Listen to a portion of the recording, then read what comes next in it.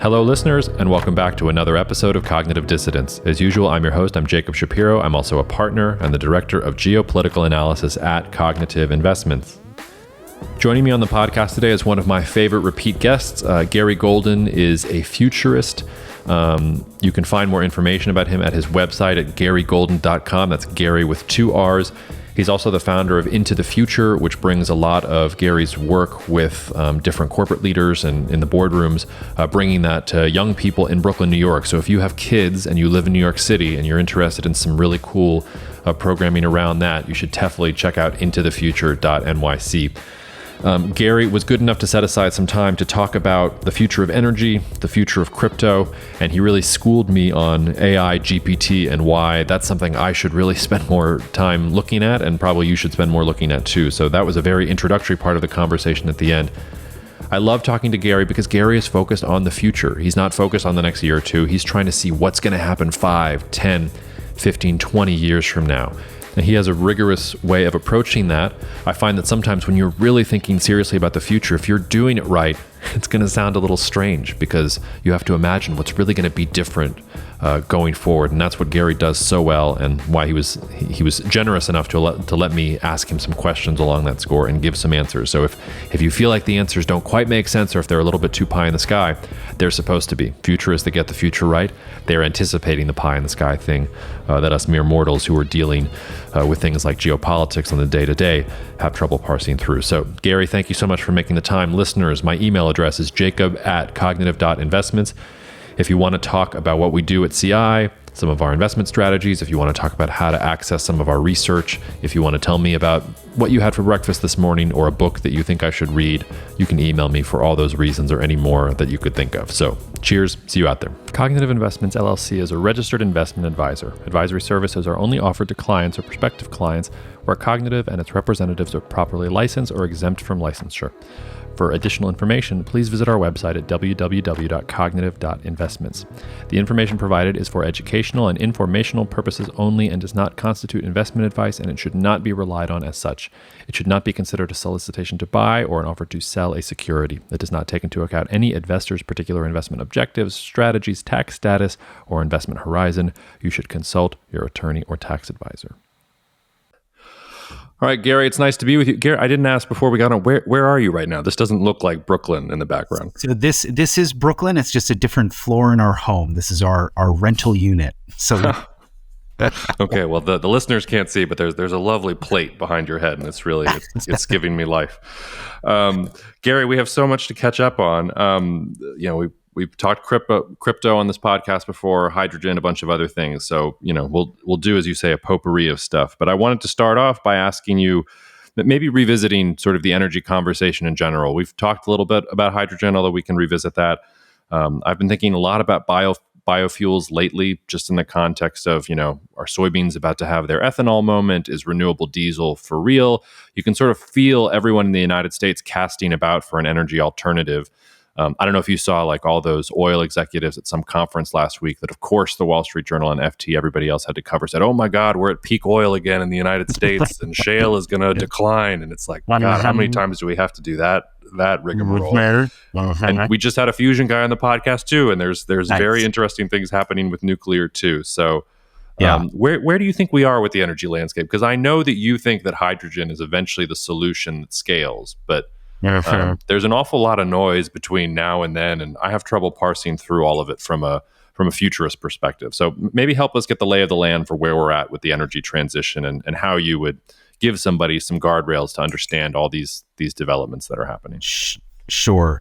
So I think it's plausible that we're just at a stage of there's a lot of chaos and confusion, and everyone is being vocal about their self-interest and their strategy and path forward. So it's quite possible that very little will change, as typically happens in the energy industry. But it does feel like the geopolitics are shifting. It does feel like the kind of key technologies of using energy are changing. So we can kind of talk about, the heat combustion engine versus electric. And yeah, I think a lot of it is just noise. I think a lot of it is just people seeing an opportunity, seeing confusion, and saying, our solution is the future. What that could mean is the next few years are a bit about diversification and, people trying to erode some market share with kind of the new thing. But I don't see anything in the short term, next 5 years outside of geopolitics in Europe, that are really going to fundamentally change the game. I think you still need to be looking at the 2030s and 2040s as a reordering of the energy mix and the energy pie. That's a good dose of sobriety. It's interesting you say that about Europe. It was one of the things I wanted to ask you about, because it seems like they're the ones with the crisis. The United States doesn't have a crisis. Like, those oil execs can say whatever they want. There's plenty of oil and natural gas in the United States.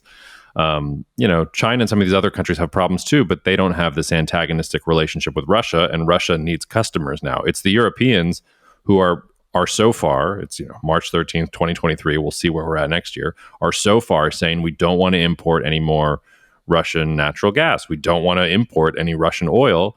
And that's kind of a difficult sort of thing to square if you want to have energy security. They made it through the last winter, but going forward, things are bad. Have you seen anything in Europe that makes you think the Europeans really are serious about pivoting to a hydrogen economy, or do you think that is also just talk? Because I feel like every other week, the European Commission has some other announcement about some hydrogen thing that they're doing.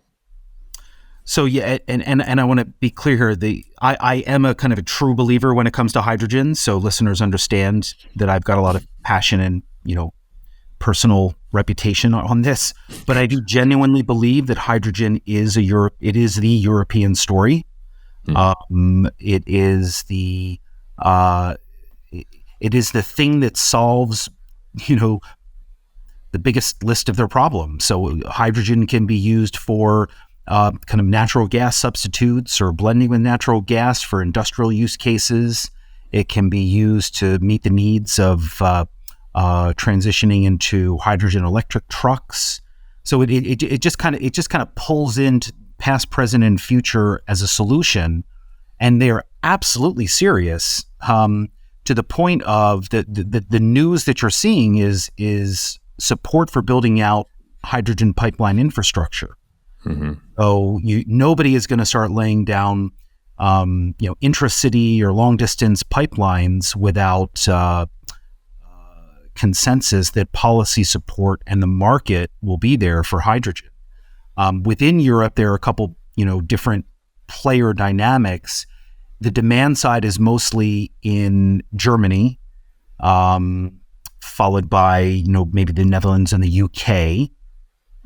And then kind of the production side, the people that I think want to really play into it are France, Spain, Portugal, and then the UK as well. And Germany has its own production plans, but they are certainly more of a buyer than a seller at this point, or a producer. So I think that the internal domestic politics are there. Hydrogen is not the only thing when we talk about the future of European energy, but it remains the number one story. Well, I have two ways I can attack that. So I guess I'll ask you the two-part question, and you can decide what order you want to answer it in. Number one is, so what else is on the menu for the Europeans? And then number two, you mentioned about 2030s, 2040s being when all these energy shifts really start to occur. Is that true for hydrogen in Europe? Is that something where if they really went hard at it, 27, 28, we could maybe see it? Could it even be kind of sooner? Because if they can't get it in the next couple of years, like, they're going to have some other alternative if that thing can't spin up enough. And maybe it's just LNG, and they just steal all the LNG from the rest of the developing world because they could pay more for it. But so there's a two-part question. So, Wolf, you ended with my answer. So what's the near term is LNG. So that's, they want to be able to draw as much LNG, particularly from the United States, as they can, because it provides, the near term solution. And I find it hard to believe that those LNG relationships and contracts will end after a short window. I think that they will probably continue. So I think LNG is a healthy part of that mix in Europe. What hydrogen does is it opens up new geopolitical relationships. So, France, Italy, Germany are now working across Africa with nations that have a high potential of either solar, wind, without kind of the domestic demand, but they can build out dedicated solar and wind farms and split water into hydrogen and oxygen and sell the hydrogen to Europe. So they're really starting to look at ways of finding eager producers of green hydrogen that they can rely on for decades to come. So I think that it's really looking at who are the utility companies based in Europe, who are they building partnerships with around the world. That's kind of where for me, where you're going to find signals of the future. It's interesting to see that the EU Mercosur free trade deal, which has been on the rocks for a while because France is concerned about agricultural competition from Brazil. But I mean, Chile is sort of this other sleeping giant, I feel like, in the hydrogen space. But forgive a dumb question. So if you're producing green hydrogen in Namibia or Chile or something like that, how do you get it from there into the European market? What does that transfer look like? So it is, well, the upside is that hydrogen is a molecule. So it is functionally a fuel. So it's a commodity. You can make it, ship it anywhere in the world. How we're going to get it across oceans is of debate right now. We are looking at, I think, a couple different future pathways. One is converting hydrogen into ammonia. So that's nitrogen and then 3 parts hydrogen. Ammonia is a widely handled and understood industrial compound, and shipping it like LNG, it's easy, right? So ammonia is probably the pathway that I think will gain favored status in kind of short to medium term for long-term investments. And then there are people that are just looking to compress it as a gas or cryogenically freeze it as a liquid. So a couple different pathways. I don't think anyone is going to place all their bets on one particular format, but the marine shipping industry is already building out large ships and recreating infrastructure just like they did with LNG. LNG, which was really, I mean, the first country that needed LNG was Japan. They were importing LNG before it was sort of sexy. So to your point, is Japan another one in your universe then? They are. Yeah. So Japan right now is working with Australia, and the ammonia. There's a couple compressed gas. Like, there are a couple these are down to the level of ships. Who has the ship? So there are a couple kind of compressed, ship solution providers out there, but my take on Australia, Japan is it's going to go ammonia. There's some cryo liquid, but I think that ammonia is going to be the Australia to Asia vector. Not to be impolite and to ask a true believer to become an apostate on a podcast while I'm recording, but if I was going to ask you, like, if you're wrong about hydrogen, why do you think you would be wrong? Like, what would be the thing that would break your thesis on hydrogen? It would probably be it's hard to say, because if hydrogen doesn't win, it's going to have to lose both in the vehicle electrification debate. Mm-hmm. So for trucks and ships and rail and passenger cars, the kind of lithium battery mineral solution would have to win. That's a very tall ask. But it could happen. You could just have policymakers in Europe and Americas and Asia just say, look, we're gonna push battery minerals, pure electrification, and you kind of take out hydrogen as an option. If hydrogen is going to lose in the industrial kind of pathway, it's probably going to be from a bio solution, some sort of renewable fuels or a biofuels pathway. That assumption is that traditional hydrocarbons are going to just keep getting kind of pushed to the side with policy, and over a 3 or 4 decade time period get regulated out of existence. We're really only talking about the West, though, there, right? Because I don't see. I mean, China definitely has plans for how it wants to be green, but like in the meantime, like as much coal and oil and everything else that they can get their hands on, they're importing. There's not this sort of disjuncture between where they want to go and where they are now. Correct. Yeah. Correct. And Asia has always been a very isolated part of the energy conversation. Asia has never really, China in particular has produced, solar panels, but they've never really taken the reins and had a strong regional sense of their own destiny. And that could change. There could be some, geographical constraints that keep that from happening. But Asia will always kind of be, or has been, a recipient of other energy policymakers. Yeah. Well, let's stay on this for a little bit longer before we go away, because it sounds like everything I'm hearing is that, like, I'm hearing a lot about biofuels, a lot of excitement about biofuels. And when you compare, like on a chart, the price of oil over the past 200 years to the price of, say different grains like corn or soybeans or things like that, like we have been able to drive down the cost of like grains phenomenally over centuries to where we haven't been able to do that with oil. That probably has more to do with the geopolitics and cartels and all the things that are out there setting the price of oil on grand markets. But I'm guessing that you're not moved by the idea that, hey, like, Brazil is putting on the size of Texas in terms of extra soybean production every year right now, and they want to grow even more grains. Like, why don't we use some of this stuff to try and use renewable fuels to bridge the future? You mentioned Germany.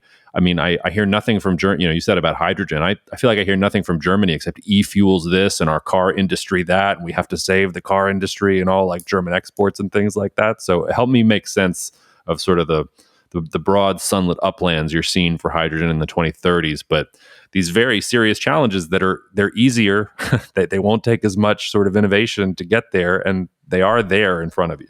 Yeah. So, well, first, just on the oil market, I mean, we just, it's like being in a bad relationship and you just don't know what to do. And, we put up with every few years, the price of oil goes through the roof. It's just, it's really just a kind of an incumbent legacy dynamic, right? When you look at biofuels, the historical case for biofuels was always that it was a drop-in solution, right? It's just it's a chain of molecules that is close enough to oil or diesel, gas or diesel. We drop it into existing infrastructure. It fits what we need in terms of reduction of GHGs. The challenges with biofuels have not really gone away. And if you look at the industry as a whole, it remains tightly coupled to just regulation and targeted production, settings. If the United States says we need, 100 million units or 200 million units, that is what the market is going to produce. We don't see within the biofuels world natural incentives for players to just push through that wall and say, I'm not just producing for the government targets, I'm producing for a market that's going to expand and, kind of leave the house and grow up and not need these targets. So, if there were those natural incentives, you would probably be a little bit more bullish on biofuels. But it really it's just wherever you set the marker, the producers are going to hit it. And then just very quickly, because I know you'll jump in here, biofuels it's going to be hard to shake the activist attacks of food versus fuel,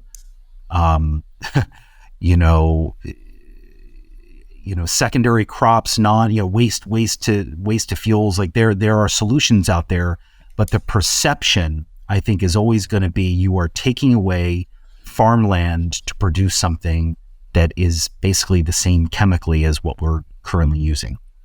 Well, I think you just hit on the real Achilles heel. In my presentations these days, I have this great map that shows you all the land that's being used for farming crops that are eaten versus, farmland that's used for crops that are being used for energy production. And there's way more, the energy production ones are purple and the food is green. There's way more purple on that map than you might have thought. And it's why I have been relatively sanguine about there are people out there saying that we're going to have global famine and that, billions of people are going to die because we're going to run out of food. To your point, if governments decide, no, we don't need the 2,000 units or whatever, what we need is to actually grow some food, and now we will require people to grow the food. Like, the acres are out there.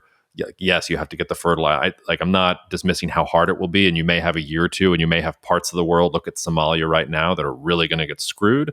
But the amount of land that goes into just producing energy right now, and the number of countries, Indonesia and palm oil, and the US talking about soybeans, you kind of go down the list. It's I think part of it has to do with the global food system just being broken, because farmers can't get what their crops are worth, or can't get enough from growing their crops in order to make a living for themselves. But the government doesn't want to set food prices, because that gets into a whole weird thing. So they say, you can grow energy and we will set the limits here.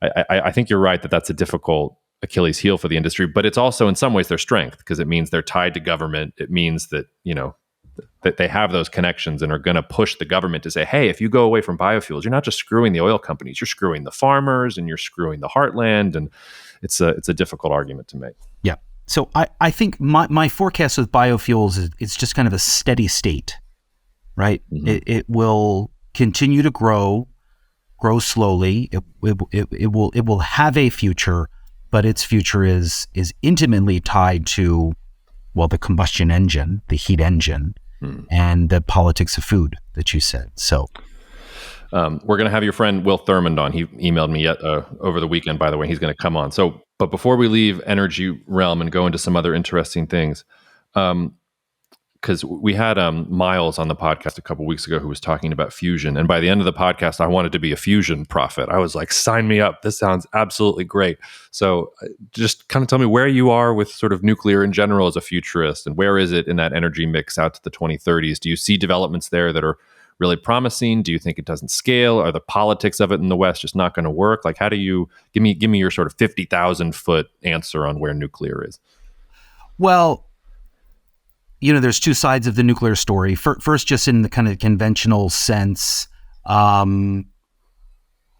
there's whispers and small group chatter of a renaissance.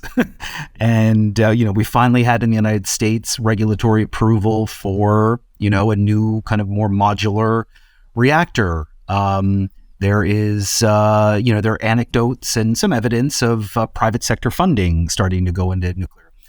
I would love to see it. I think it is a critical piece of the energy future.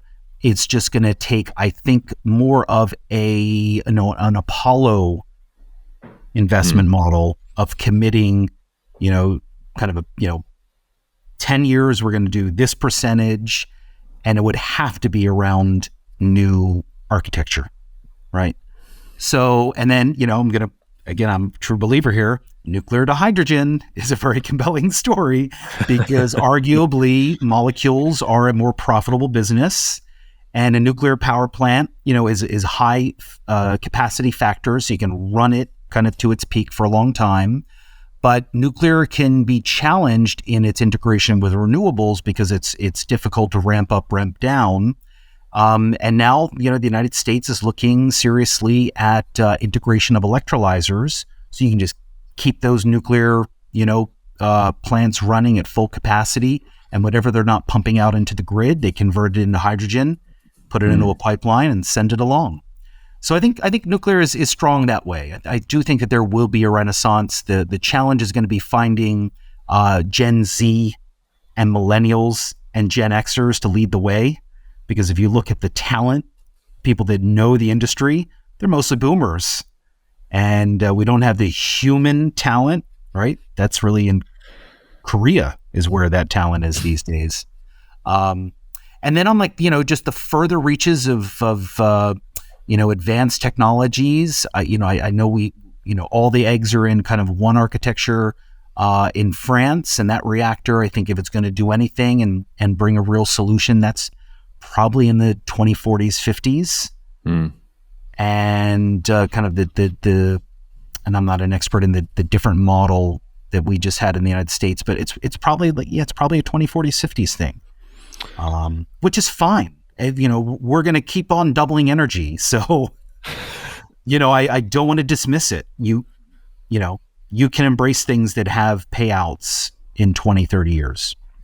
Yeah, but I think the point you made about the human capital aspect is so critical. It's something we've talked about on this podcast in lots of different ways. And, we got Miles on the podcast who's at MIT and doing interesting things. But I think what you're saying in some ways is we don't have enough Mileses. Like, it's nice that there's a couple guys out there at MIT, and it's nice that the United States is starting to think about this. But to your point, I mean, when you look at where new nuclear reactors are being built in the world, it's China, it's India, it's Korea to a lesser extent. Japan has its own kind of weirdness with nuclear after Fukushima in general. But we just don't have the human talent. I don't know many people in my networks. And it's funny about millennials and Gen Z. I think millennials and Gen Z are totally cool with nuclear. They don't have the sort of memory of, maybe they saw Chernobyl on HBO, but they weren't alive for Chernobyl. They don't remember 3 Mile Island. These are all trivia questions for them. So they don't have that hostility towards it. But yet, I don't know. We don't have the expertise here to do anything with it. Yeah. So, I think it would require a kind of a top-down vision and commitment of resources. Yeah. Okay. Well, moving a little bit further afield. What you want to go to crypto or you want to go to GPT? Yeah, let's talk we can talk crypto. I mean, it's ever changing. A lot has. I can't remember exactly. It was probably years ago that you came on and we were talking about Cardano, and I was using you as a soundboard for getting to know the crypto industry. A lot's happened since. Where do you think we are right now? I mean, we had Sam Bankman-Fried, who I can't stop. I can't get enough Sam Bankman-Fried. It's like watching a car wreck. I'm waiting with bated breath for every development. But tell me where you are in the crypto cycle. Yeah. So, where are we coming from? So, crypto is. Let's say it's about 15 years old, right? Since the emergence of Bitcoin. It's an adolescent. Yeah, it is. And let's say that there is a strong case that large kind of technology platforms mature over 40-year cycles, right? So, it takes about 40 years for things to really mature. Crypto is absolutely an adolescence stage. Where we're coming from in this current cycle is the bull run of post-COVID stimulus, right? We all remember people are sitting at home, most people still working, and they get a check or they're not spending as much money, and crypto finds its legs and everyone buys in, and then what do you know? The industry is not ready. It's institutional supporters are not convinced, so it's not sustainable, and we crash. And we pulled back, and then Russia kind of threw an extra, wrench into the gears. But crypto for me is still on its slow and steady march forward. The case for crypto is to decentralize assets, identity, and governance. So crypto is about the development of new infrastructure for us to create cryptographically secured digital assets. Don't think US dollar, don't think loyalty points, right? Think loyalty points for your favorite brand. Think assets like your mortgage, creating new mortgage liquidity pools.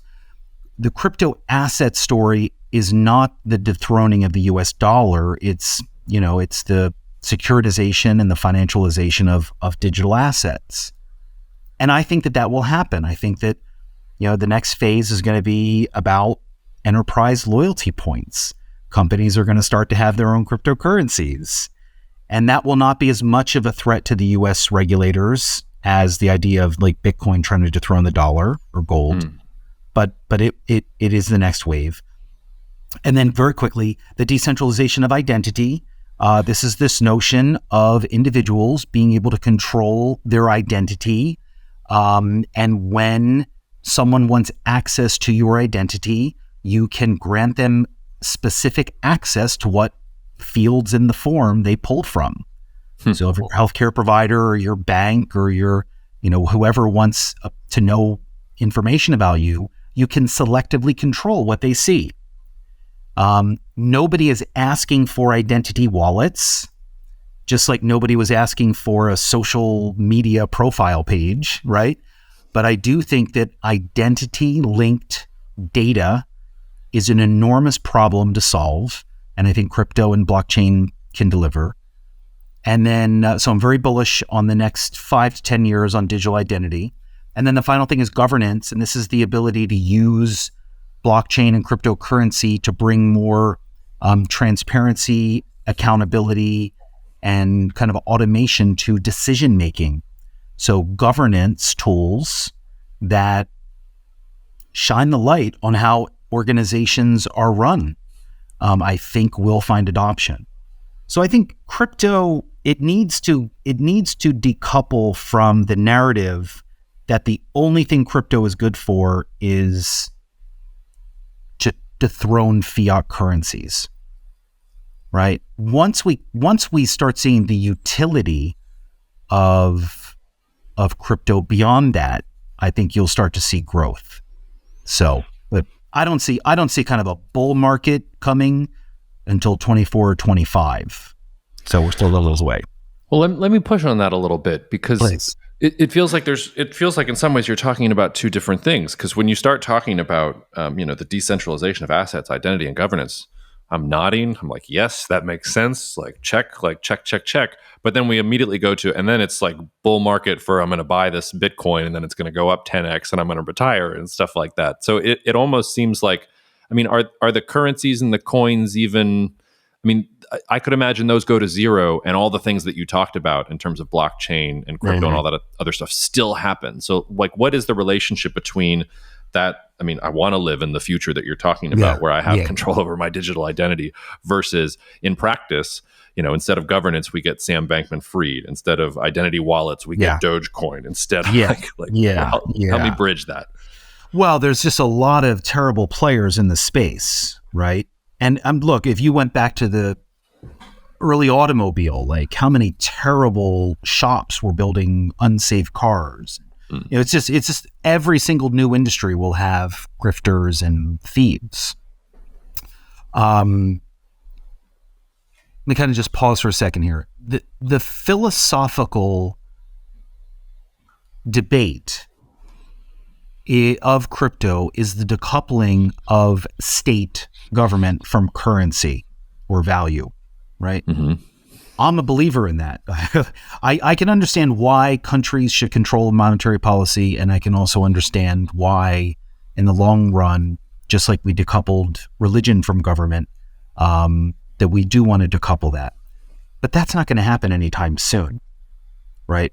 We are not going to have a social contract revolution where we take away the state's control over money when crypto is such a mess. And crypto people have to own that, right? So the idea of getting rich quick from crypto has to go away, but you can't wish it out of existence. Like, what are you going to tell people? Don't buy this coin?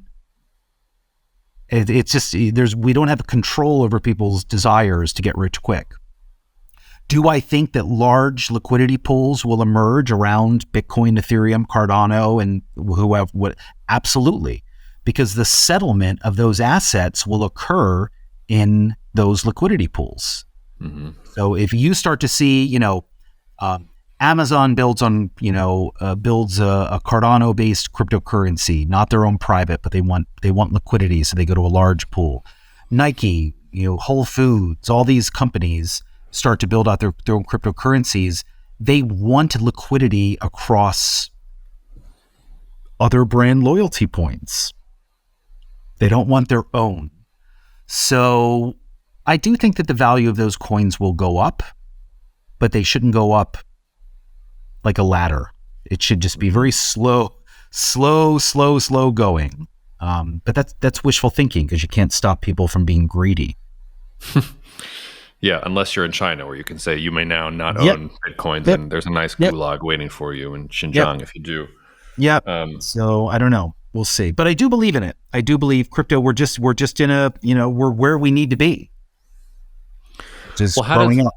how does that shift happen though? So like if Delta says Sky Miles is now on a blockchain or something like that, is that Delta starts building its own blockchain backed like loyalty program? Is that it goes on an Ethereum network or? Yeah. So this is the stage of enterprise crypto, right? So you have you onboard hundreds of thousands, millions of people overnight. I don't think that these large companies are going to create their own blockchains. They might create what are called side chains, but they will not. They're not in the business of creating cryptocurrencies, right?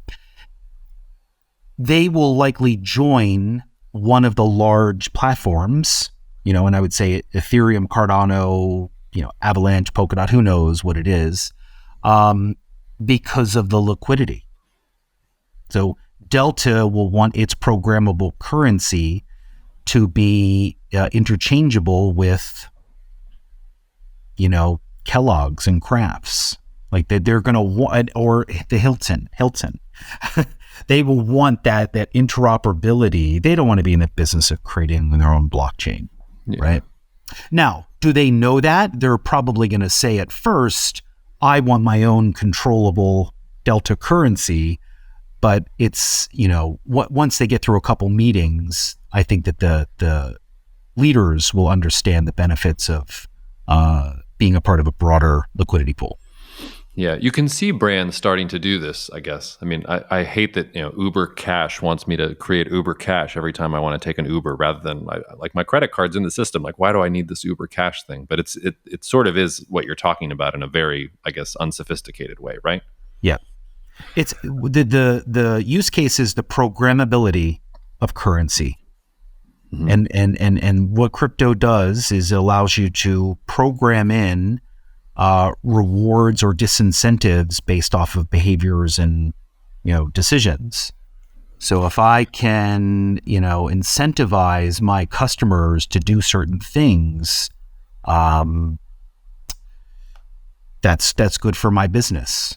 And where does it start? It's probably not with Delta or Hilton. It's probably with Mr. Beast. Mm-hmm. So my kids right now are going through. There's this drink called Prime. Have you heard of Prime? Mm-mm. You're an old man. I was born an old man, Gary. So Prime is by one of the. There's like a YouTube guy and then a boxer YouTube, Logan Paul or Paul Logan, one of these guys. Mm-hmm, yeah. And the boxer created this drink called Prime. And it's just water with vitamins and minerals. That's all it is. And they are selling out. And they're really hard to get. And I tell my kids, they're intentionally having low production so the product will sell out. So everyone will want it. It's just the Beanie Babies or Cabbage Patch Kids. So my kids are so devoted to this Prime drink that, a cryptocurrency NFT to reward the people that buy Prime. And then when the new batch comes out, you show me your NFT that showed you bought it last time, you're going to get first dibs. Mm. And I show my NFT and then I get access earlier than everyone else. Like that's a no-brainer. And that's coming from creators. Yeah. Not from big corporations. So I think the creator economy is probably where this starts to emerge. Well, it sounds like I need to create my own sparkling water brand, sort of Shap water or something, and we can issue Shap tokens, and I can see it. I can see my empire building in front of me. It's funny when you were talking about it a little bit. It also reminds me. In high school, I lived on a kibbutz for like a month in Israel, and most of the kibbutzim are gone or are dying slowly because they were in a very specific political social context, and they really were these sort of idealistic communes. But then as Israel gets more capitalist, and anyway, we don't have to go down the kibbutz rabbit hole. But you were talking, I do remember when I got on kibbutz, it was like you were given a certain number of like paper tokens, there were little tickets that you would get at a raffle, and you could go to the kibbutz store and exchange it for, a candy bar or something like that, because everybody ate the same thing. You couldn't, but there was this one place where you could use this fake kibbutz money to like buy things. I don't know if there's another use case, but that's an interesting kind of model for what you're talking about, like a community. I'm sure Elon Musk is thinking about Musk money in his new stupid town that he's building in Texas. But before I let you leave crypto, you talked about the geography of energy and specifically hydrogen being Europe. Is there a similar conversation about crypto in general? Because, I mean, El Salvador has made waves about their using Bitcoin, but I think that has a lot more to do with, state capture of sort of capital flows there and dependence on the dollar. Like, are there any countries that have that mix between, enough rule of law, enough institutional integrity, plus a need for the types of things that you're talking about, where you get a center of gravity? Or is it really just diffuse and decentralized and it's its own geography in a sort of digital world? It's its own geography, and it really right now it's just all eyes are on the United States, right? All eyes are on what is Gary Gensler going to do with crypto, good and bad, whether we like it or not. We need regulatory certainty, and then most likely the world's regulators will follow what the U.S. does. Maybe a little harsher, a little easier to kind of distinguish their market, but we're waiting on the U.S. There are a few places that have some kind of, what you would perceive to be pro-crypto, regulations, or they don't tax your crypto earnings. But even that goes away. Portugal was one and they kind of pulled back. Puerto Rico did it. And then they're like, oh, we don't want these people coming here as much. So it's surface level. It's all eyes on the United States right now. So, and they're going for exchanges, right? So Sam Bankman-Fried, that was a centralized corruption play. It had nothing to do with crypto. But from the perspective of, my mom and dad, it was a crypto scam. Well, it's so poetic that he took the thing that is supposed to lead to decentralization, centralized it, and then ran a fraud off of it. It's just like yeah. So that was a centralized play. In some ways, like Sam Bankman-Fried is, you talked about assets, identity, and governance. Sam Bankman-Fried is the shining example for why you could use blockchain for governance, because if you could actually program the thing in such a way that somebody can't monkey around with it, then you won't have Sam Bankman-Fried. It's a way to try and insulate yourself from the grifters. But 100%. I consider myself an optimist, but that's even a bridge too far for me. The cynic in me is like, they'll find a way to break it, or whoever there'll be some back alley switch that I won't know about, and then all my money will be lost. I don't know. Yeah, it could be, right? But they're, as a result of that whole debacle, they're going to exchanges, and regulation around exchanges is the first wave, and then after that, it's likely to be wallets, where people custody and hold their crypto is in a wallet. So, we're still some time away, but I still believe in Cardano. I still believe in Ergo. I still believe in, a few of these projects will shine more brightly than others. So, not financial advice. No financial advice here. All right. Well, we're going in descending order from things I have knowledge about. I'm dangerous when it comes to energy. I know something about crypto. I really don't know much about AI GPT in particular. So why don't we just, for the listeners, I will play the role of the listener who doesn't know anything about this. What is GPT? Why should I care? Yeah. So ChatGPT is the product, right? It's the MySpace. It's a product that is what's called a large language model in the world of generative AI. So let's just pause for a second. AI, when it kind of, got its wings a few years ago, mostly through like IBM Watson and things like that, was a big data analytical play. The function of AI was to see large volumes of information and data and basically find patterns, find outliers. AI was analytics, right? It interpreted things and spit out an output. Your brain couldn't compute. Generative AI is the use of AI to create something that doesn't exist, to create something entirely new. So we can have generative AI for text. So ChatGPT is a text output product where you can type in, write me a poem about Jacob and Garry, walking around the streets of New Orleans with their dog. Write me a song about something. Whatever it is, you're generating something new. Write me a healthcare plan. Write me a plan to lose 10 pounds. What is the difference between renewable diesel and biodiesel? You can ask it questions. Like ChatGPT is amazing.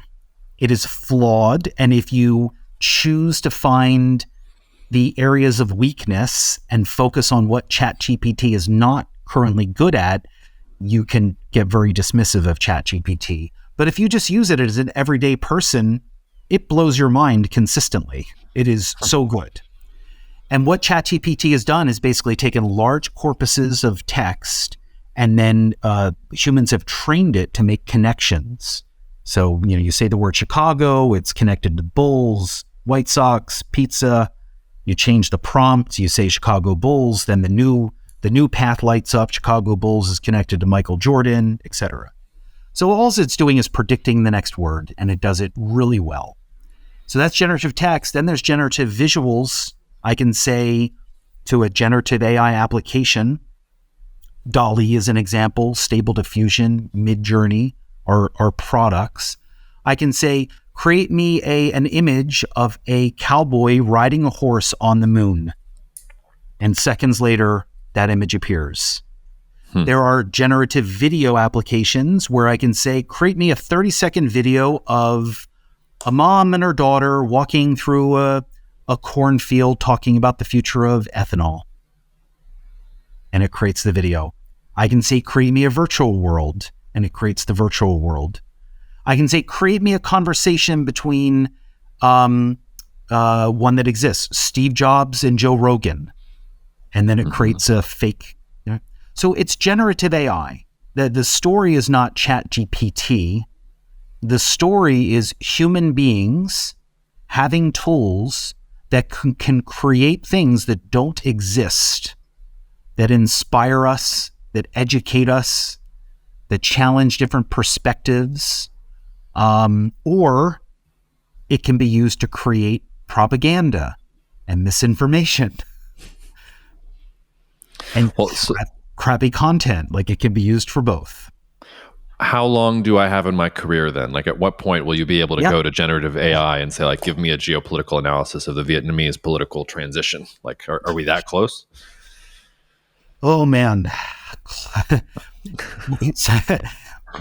No, but yes. The question is, and this is a trope, but it's very important. AI is not going to replace humans. AI is going to replace humans that do not work with AI. So geopolitical analysts that work with AI will displace human-only geopolitical strategists, unless they've got a big YouTube channel and they're just entertainers, right? Yeah, unless they've predicted the end of the world, in which case. Yeah, can name a few. So you are going to be working with AI. Lawyers, right? Lawyers working with legal large language models, not ChatGPT, but domain-specific large language models based off of law. Those lawyers will displace lawyers that don't. Doctors that work with medical generative AI will displace those that don't. Illustrators, like it's a future where we will have more of our creative and analytical processes facilitated by AI. That's the narrative. It's not humans get replaced. No, I see what you mean. It's humans who won't adapt, get replaced. How the sort of second and this may be a simplistic or even a dumb question, but at what point do we go from generating a video or a conversation or content to like, hey, AI, make me a car? like use a 3D printer to create some object for me that I've asked for. I mean, obviously, like you need all the materials. I don't know. Like, is that in the conversation, or am I so way ahead? That's way ahead. That's generative design, and you will have people. This happens now. Create me a structure that can support 5,000 pounds, and the structure is made out of aluminum. And generative design ends up creating something that no human mind would do. It's this webbed thing, and it's like, and that gets 3D printed. That's, from a novelty perspective, that is probably just a few years away from, there are companies that create generatively designed objects for the real world, 10, 15, 20 years, Is it structural design or is it a product? Like, what's the safety risk profile? But I think that it's a reverse thing where people are using generative AI to create like new interior decorating ideas, and they're coming up with these crazy like biomorphic shapes. So what I think is going to happen is people are going to start creating these visuals of like their kitchen being redone or their new bedroom, and it's going to have this beautiful, artistic, very highbrow form factor. And then the manufacturers are going to say, this is an opportunity. This is the opportunity.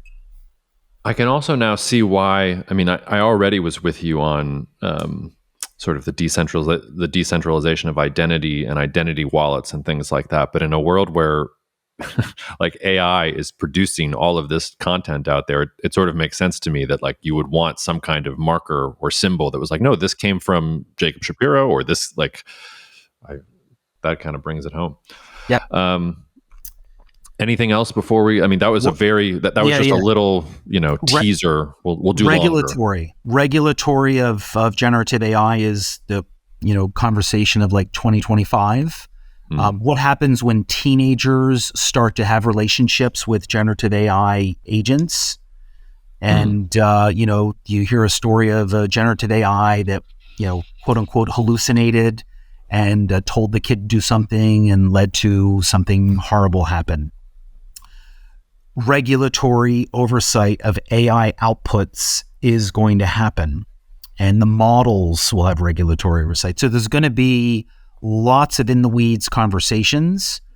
And then the final note here is the end game for all of this is what we call multimodal AI. The story is not creating an image, creating a video, creating text.